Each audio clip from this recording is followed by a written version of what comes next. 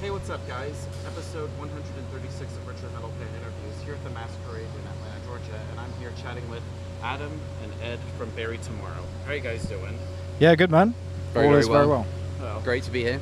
So I know you're on your first ever U.S. tour since 2010. So how's the tour been going? Most typical interview question ever. Yeah, no, it's been amazing, to be honest. I don't think we fully knew what to expect, having not been here in so long. But the shows have been great. Obviously, there's a lot of people that have been waiting a long time to see us, which I think is really cool. We met a lot of good people, but I think also just all of us are really enjoying the experience of traveling around the country. To be honest, we're just having a good time. Awesome. Yeah. So and kind of what I want to do is do like a quick rundown of your catalog and do like a history of Bury Tomorrow. But before we go into that, what were the bands, I guess, for you, Ed, to play guitar, and for you, Adam, to play drums? So who wants to go first? What, like influences? Yes. For me, probably, if we're talking like metalcore, then probably bands like Killswitch Engage, Misery Signals, It Prevails was a big one for me. But Deftones is my favourite band, so there's definitely a lot of influence in their sort of, I guess, like vibe of the music, I guess, in a way. Yeah, I'd probably say that sums it up for me. Yeah, I'd probably go Killswitch as well. Like musically, for this band, when it was kind of being formed, like End of Heartache was a really important record, but also for me as a drummer, I think I always really liked how the Killswitch drummer kind of blended really simple stuff with like flashes of kind of technical music. Like, it's quite unique. He wasn't just thrashing around the whole time. So yeah, I'd probably choose Killswitch if I had to choose one. Yeah. Awesome. And were any of you guys in bands before Bury Tomorrow was I guess for you, Adam, Bury Tomorrow your first band? Yeah, Bury Tomorrow is the first band. I started it with a group of friends just coming out of college. Never been in any other band. So. Yeah. So how'd you get to know like Danny and David and everybody? Well, the band had been going for a little bit. We had some of our own songs, and we played some shows locally, but we ended up needing a bassist. And I met Dav in a club in Southampton, and he told me he was familiar with the band, and he told me that he played bass, which turned out to be a lie at the time, which I didn't know. That's quite funny. So yeah, he just tried out. He got in, and then shortly afterwards, obviously, he introduced us to Dan as his brother. And Dan joined the band shortly after that. Obviously, they've both been in it for a very long time. Yeah, and I believe your first ever release was the Sleep of the Innocents. Yeah. From 2007. Tell me about like that. Nobody ever talks about it. No. I think that was just like, as I said, we'd started writing our own stuff. Dav and Dan hadn't been in the band too long when we were building towards that. But that was just kind of a collection of songs that we had at the time. But we had a really different lineup. Like, we had there was two different guitarists when we started, and one of them, a good friend of mine called Chris, used to sing as well, and he left not long before we recorded that EP. And Jason actually joined just as we were about to go in the studio for it, so we were kind of like teaching him the songs that had already been written, and then he performed on that obviously for the first time. And then Dan was doing like synth and some backing vocals at the time. There were 6 of us. And my friend Andy, who'd also started the band, was the screamer at the time. And then shortly afterwards, basically, like, the EP started to take off a little bit, and we were kind of deciding, do we want to take it seriously or not? And a lot of the guys decided they didn't want to, start playing shows all around the country. And so they left, and like Dan stepped up to be the front man, basically. All right, and I guess were playing locally in the UK, and then of course in 2009 you dropped Portraits, which I think is a very underrated metalcore debut album. Tell me about like the writing and recording process for that. Yeah, coming off of the EP, like, we started doing as much as we could around the country, and we started writing more songs, I guess, aiming towards doing an album. We wrote a bunch of stuff, and yeah, put it out on a small independent label called Basic at the time in 2009. And it went down pretty well, to be fair. We started gathering like even more steam off that, and after that release, we got picked up obviously by Artery for America, and they re-released Portraits in 2010, and that was kind of from there things started to get fairly serious. Yeah, and how was it like touring the US for the first time back then? Were you like nervous at all? I just think we were so naive. Like, we'd barely done anything when it came to professional touring. Like, at the end of 2009, we did a tour with Bless the Fool in the UK and Europe, which was probably our first proper professional level tour. Hell of a tour. Yeah, it was good. And then obviously we came over to the States with Attack, and that tour was so big, but we almost didn't really know what we were doing, but we had no marker of anything. We just went out there and were playing to like thousands of people every night, but we were still figuring out what we wanted to do as a live band. But it was really good. We had a great time. But it's a completely different beast to kind of, what we're doing now. Yeah, and also around that time you did the Live in La Vida Loca cover. Yeah. Like, tell me about like that. How did that come to be? I mean, nobody ever talks about that. Yeah, that's pretty good. Basically, when we were recording Portraits, we had a bit of spare time, and it was back in the day where obviously everyone was doing like the Punk Goes Pop sort of releases. Yeah. So we were just trying to get in on that, and we thought it'd be funny to do Ricky Martin, so we recorded it while we were doing the Portraits recording sessions. Yeah. And yeah, I think it went out on the Japanese version of Portraits or something. I have no idea. But yeah, we played it live once, and we'll never play it again. Yeah. No, so You don't have to learn it, it's fine. fine. You had that shit with Artery that went down. Yeah. I don't know if you want to talk about that or. Yeah, I don't care. Yeah. What was that like? Because they were trying to change you guys. Yeah, You were like, fuck that, we're not doing. Yeah, I think there has been some mixed messages over the years, to be honest, with regards to like what's gone on and what hasn't, and people speculating and people reading stuff online that they think is true. I think it was a culmination of things. Like, there was a bit of pressure from Artery to like kind of sound a certain way, and they wanted us to spend a lot of time in America. They had Asking Alexandria, who were completely popping off on that first tour we did. Yeah. And they, I think they saw us as another version of that. And the first tour we did with Attack, like, we went down amazingly well. So we were doing good, but we kind of had a different idea of what we wanted to do. But we had the Union of Crowns, or what became Union of Crowns, written, and we were planning to release it with them. And in the end, there ended up being like just a bit of a misunderstanding and a bit of a deterioration of the relationship in general across 2010. And when we went to record what was Union, we flew out to America to record it with Caleb. Yeah. And there was an issue with our visas, and so we had to go home. Yeah. We got turned away. And basically there was a bit of a disagreement, and we got dropped from everything. Yeah. So label, management, agent. Yeah, and I think that's That was fucked up. And I give you props for like standing up for yourselves. Yeah, I mean, it was just, honestly, dude, like, it's hard to actually understand fully how or why it happened. It was so weird. We flew back from Toronto and landed to emails where we were dropped. So it was just really stupid, but it almost, destroyed us at the time, because, we were still starting out. And so we went from having this, a really big amount of support, label, management, and a big agent in the States, to only being left with our UK agent and like no opportunities. So yeah, we had to go back to square one. And there was a period of time where, we probably weren't going to be able to carry on and get the album recorded. But yeah, I know you're back now 13 years later. Did you want to try to tour here before now, or yeah, we did. I think there was a conscious decision once we kind of gathered our like thoughts a few years ago. We needed to concentrate on the UK and Europe. We were never going to come out here and do like multiple tours or move out here or do any of that. So we wanted to concentrate our own market, because we weren't big in the UK and Europe back then either. So we spent a few years doing that, and honestly, for a long time, like, we didn't have an agent out here. We didn't get any offers. There was no chances for us to come over. So it wasn't like a conscious, we're not touring America, but we just didn't have the chance. And then, I don't know, a few years ago, pre-COVID, we started to get more and more offers, especially off Cannibal. There were plans for us to come back, and then basically the pandemic hit, and that was that. Yeah. So we've been intending on doing it, but it was just the right time, and we're in the right place to do it. Nice. And then going into the next album, The Union of Crowns, I love that album. Like, because with the debut album, you have like your entire life and career to write it. Did you feel like pressure to follow up Portraits going into that? I guess, but also I think with what happened, like, as I said, we were kind of starting again. We had confidence in the music. We got new management, new label, so it was like a fresh start for us. Yeah. But I guess we'd released Lionheart as a standalone.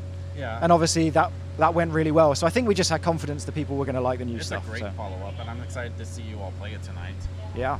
Yeah, and then the next album is Ruins. I love that album. What was that like going from Union of Crowns to that? Well, again, different because Dorset joined. How did he join? Well, Mehdi left. We decided to part ways with him for one reason or another. And we toured with Dorset's old band. Yeah. And we knew him, and he obviously is a great guitarist and a good dude. So yeah, we got him in. And yeah, we started writing Runes. And it was just kind of Dorset's opportunity to showcase a lot of stuff that he'd already kind of written and some new stuff that we wrote together. So again, it was kind of like we just had confidence in what we were doing. The music was great, the demos were great, Dorse was great, and we felt like our sound had really elevated. So again, I don't remember feeling a load of pressure, but I do, off the back of Runes, like we started to get quite a lot of attention off of that. Next year is going to be the 10-year anniversary of Runes. So how do you feel about it now, almost a decade later? Yeah, I mean, makes me feel kind of old, but you know, it's a good record. Yeah. Yeah. I know during that time you also did another cover. You covered Evanescence's "Bring Me to Life." Yeah. I love that cover. I wish that was on Spotify. Like nobody ever talks about that cover. Why Yeah. did you guys decide to do that? It was for a just CD? yeah, it was just for a magazine. I think Rock Sound asked us to do it, and yeah, we just demoed something. We went into the studio for a day and just did it. Yeah, I think it came out quite well. But again, it's we'd rather play our own songs as opposed to that. And then next up is Earthbound. I love that. In my opinion, it's probably the album that got me into Bury Tomorrow. Bro, so what was that like making that? Again, good. I think we had a bit more of a focused sound. Like Runes, there was lots of different stuff on it. As I said, from Dorse having like so many different ideas that he wanted to incorporate. I think Earthbound was a bit more focused. Yeah. But yeah, again, I think with each album, like we've just kind of progressed, and I think we've always been really confident in the music we were making and just feeling like we were gradually just getting better and better as a band. So yeah, again, I don't remember feeling pressure to like outdo the success of Runes, because I think our success has always been very gradual. It's not like we've ever blown up off of one album. So yeah. Yeah, and I also love the song 301, which has Jamie Josta from Hatebreed. How'd you hook up with him to do a song on the album? I think we just kind of, I don't know if we met him at a festival or met him kind of online. Like Dan spoke to him for a bit. He'd met them. I think he'd maybe done his podcast. Yeah. So there was a connection there, and he was keen to do something. And we'd never had a guest feature, and we just kind of felt that was a pretty cool one to have. So yeah, chucked it his way. Nice. And then, of course, the next two albums, Black Flame and Cannibal. I love those albums. I feel like they're almost kind of like brother and sister in a way. What was that like going from those two albums? Again, kind of a new era for us. Like we left Nuclear Blast, we left that label, and we moved to Sony, and that was the first. Black Flame was the first album on Sony. So again, there was like an elevation in everything. Like the recording budget went up. We wanted to take a step up and make like a grander sounding album. But yeah, again, just a generally positive experience. We felt like the songs were really elevated, and we moved back to a producer that we'd worked with on Portraits, Dan Weller. We hadn't worked with him for many years. We went back to him for Black Flame, went to a new studio. So again, yeah, it just kind of felt fresh, and it went down really well. Yeah, and I also want to talk a little bit about Jason leaving. What was the reason for his departure, if you're allowed to say? I think just as a collective, we were not on the same page. The band wasn't in a good spot. Like obviously the pandemic was difficult, but we were growing further and further apart, really, and the band wasn't a nice place to be for the majority of us, and we were essentially having conversations about not doing it anymore, and we sort of decided that actually making a change would be for the best. Yeah. And it would give us the opportunity to carry on doing it, or at least we wanted to see if we could. We wanted to have fun again. So the idea at the time was we had a couple of live commitments for festivals. Yeah, so we just basically, originally when we moved on from Jace, it was like, let's just try and get a couple of guys in where we can fulfill our live commitments and just see how things go and just ultimately have fun. Dorse essentially suggested, like both these guys, obviously we knew Ed from his previous band, we toured with them before. None of us knew Tom, we'd never met him before. But it very quickly became apparent that not only could we, play the songs that were already written, but the vibe was really good, and we were throwing around new song ideas, and we were like, okay, this is not just about us being able to do justice to what we were. Like, we've got an opportunity to move on and be better than we were before. And it very quickly became, okay, let's do another album. And we're kind of lucky in a sense that our entire team, because there's a lot of people that work, with us. Everybody was keen for us to do that. So that was good. Yeah, and I guess for you, Ed, how is it for you and Tom, like, joining the band and pretty much like the reason to now bump it up to be a 6-piece? Yeah, it was weird for me because I hadn't played music. I hadn't played live for like over 7 years. The last band I was in toured with Bury Tomorrow. It was called Heart in Hand. I've actually been in 2 bands before that have played with Bury Tomorrow, weirdly enough. My first band when I was like 17, we played a show somewhere in Poole in like 2007, I think it was. We also played with, it was my band Bury Tomorrow and August Burns Red in 2008, I think. Yeah, it was cool. It was like, that was when, old school shit. Yeah, then we toured together in Heart in Hand in 2013, so I'd sort of loosely stayed in touch with Dawson just like via Instagram, and he just sent me a message one day like, hey man, hope you're still riffing, do you want to fill in for some shows for us? And I was just like, and it was Bloodstock and Slam Dunk originally. In the end we couldn't do Bloodstock, but we did Slam Dunk, which was my first show back with them, which was, yeah, it was mental. Like I felt like I originally was gonna say no. I was gonna say I'll say yes now, and then later I'll think of some sort of excuse to say no. Like I can't do it. Like if I just didn't think I'd be able to like mentally get my head around it, But yeah, it was good. And I know you did like the 2 songs before Death Even Colder and Life Paradise Tonight. Was that sort of like a teaser for the Seventh Son in a way? Yeah, I think it was just putting the feelers out, wasn't it? Like it was originally going to be 3 songs. It was Care, a song called Care, which is actually on the Seventh Son. But I think we didn't want to cram in. We only really had time to do 2 songs, and we didn't want to like cram them in. So we ended up just doing Life and Death. And it kind of works as this like duality thing as well, doesn't it? With like Life and Death. So I think it was kind of just putting the feelers out. And originally the plan was to have them out before we started recording the Seventh Son, so that we could see like how they went down, what people liked about them, what they didn't like. But it actually Death ended up coming out whilst we were already recording, so we were halfway through recording anyway, so that didn't really go to plan, but it all works out for the best, I think, in the end. Yeah, and did you wanted to try something different on the Seventh Son that you did on Cannibal, being as this with the new lineup? Yeah, I guess so. Yeah, I mean, I think it was just completely new lineup, different mentality. Like, we could have written the same music as we did on Cannibal, but with a different singer. It's always going to sound different anyway. Yeah. But what Tom and Ed would bring into the band was fresh and new, but also familiar. Like, it still paid respect to our sound, because we have got our own sound, and we knew we didn't want to write an album that was like, okay, we're going to do nothing like we've done before. It was all about just writing a better record and a new progression. But I think, what Ed and Tom brought was naturally a bit different anyway. And it was just really cool to have those guys involved in the creative process. Like, they both bring a lot to the table. We have a pretty collaborative songwriting setup. Like, it generally starts with riffs in some form from Ed or Dorse. But also, like, Tom was kind of coming with electronic elements, and everyone pitches in to all different sorts of stuff. So it was really positive. Yeah, and being as you were sort of like the instrumental part of the band, do you also have to like almost adjust like you're playing? Because I know like the vocal styles, like of course there's the clean singing, and then there's